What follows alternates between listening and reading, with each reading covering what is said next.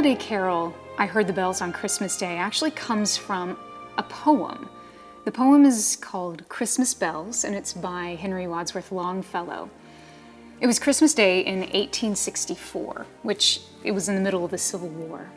And Longfellow, the great American poet, you know him from his probably his most famous poem of Paul Revere's Ride. He was in the middle of a very, very challenging time, not only in the world, but in his world, his inner world.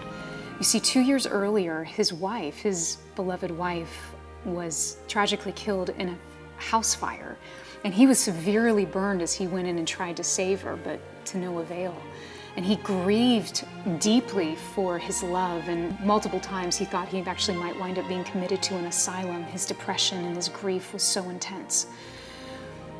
And simultaneously, his son, Charles, who Longfellow actually didn't even want his son to go off to war because he was so terrified he wouldn't come home. Well, Charles came home, but he came home with many scars. He was actually shot in the back. And so he came home to convalesce and to try to find healing during this time of war and chaos.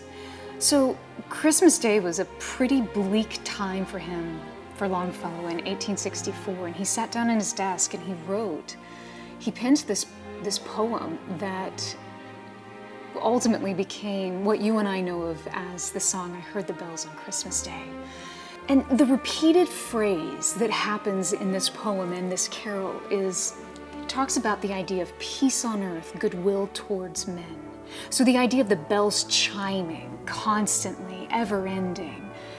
Then pealed the bells more loud and deep. There's this constant ringing of peace on earth, goodwill to men.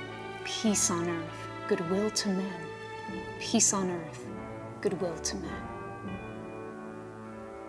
And it was very striking for Longfellow because he was not in a time of peace. He was not in a time of peace internally. He was not in a time of peace externally.